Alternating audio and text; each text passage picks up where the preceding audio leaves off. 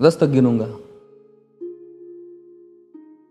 राम लिखते ही, पढ़ते ही, सुनते ही, देखते ही या दिखते ही मन में जो पहला विचार आता है उसे बांध कर रखिए। पूछूंगा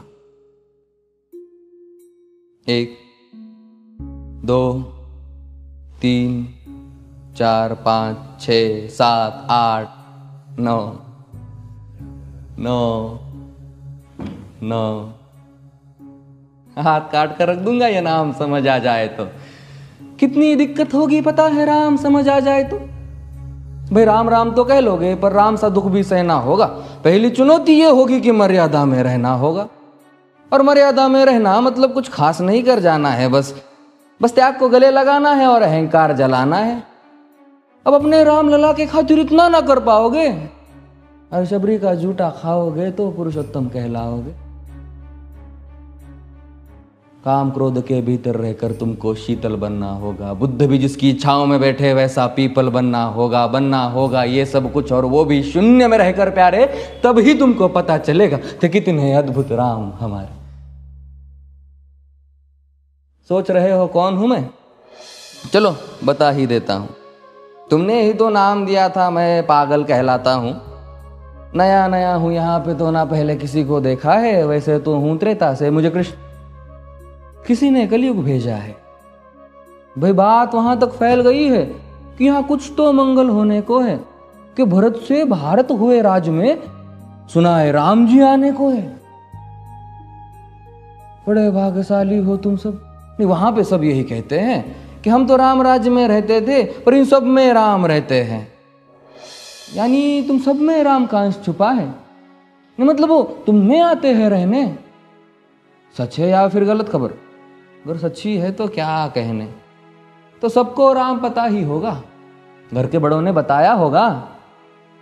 तो बताओ फिर कि क्या है राम। बताओ फिर कि क्या है राम।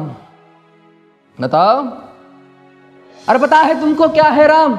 या बस हाथ धनुष तरकश में बांध, या वन में जिन्होंने किया गुजारा, या फिर कैसे रावण मारा लक्ष्मण जिनको कहते भैया, जिनकी पत्नी सीता मैया। फिर ये तो हो गई वही कहानी, एक था राजा एक थी रानी। क्या सच में तुमको राम पता है या वो भी आकर हम बताए? बड़े दिनों से हूं यहां पर, सब कुछ देख रहा हूं कब से। प्रभु से मिलने आया था मैं, उन्हें छोड़कर मिला हूं सबसे। एक बात कहूं अगर बुरा ना मानो, नहीं तुम तुरंत ही क्रोधित हो जाते हो। पूरी बात तो सुनते भी नहीं, सीधे घर पर आ जाते हो। ये तुम लोगों के नाम जपो में पहले सा आराम नहीं। ये तुम लोगों के नाम जपो में पहले सा आराम नहीं। इस जबरदस्ती के जय श्री राम में सब कुछ है, बस राम नहीं। ये राजनीति का दाया बाया जितना मर्जी खेलो तुम। दाया बाया, अरे दाया बाया ये तुम्हारी वर्तमान प्रादेशिक भाषा में क्या कहते हो उसे? हाँ वो left and right.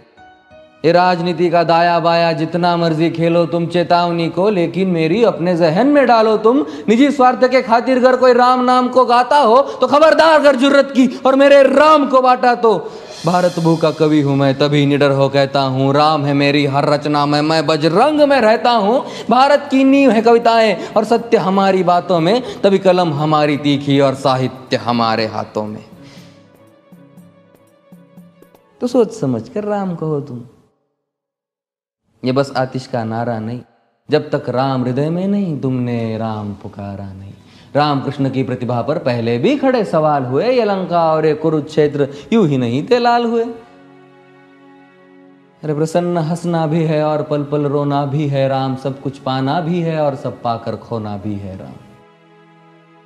Brahma ji के कुल से होकर जो जंगल में सोए हो, जो अपनी जीत का हर्ष छोड़ रावण की मौत पे रोए हो। शिव जी जिनकी सेवा खातिर मारुत रूप में आ जाए। शेष नाग खुद लक्ष्मण बनकर जिनके रक्षक हो जाए। और तुम लोभ क्रोध अहंकार छल कपट सीने से लगा कर सो जाओगे तो कैसे भक्त बनोगे उनके, कैसे राम समझ पाओगे? अघोर क्या है पता नहीं और शिव जी का वरदान चाहिए। ब्रह्मचर्य का इल्म नहीं, इन्हें भक्त स्वरूप हनुमान चाहिए।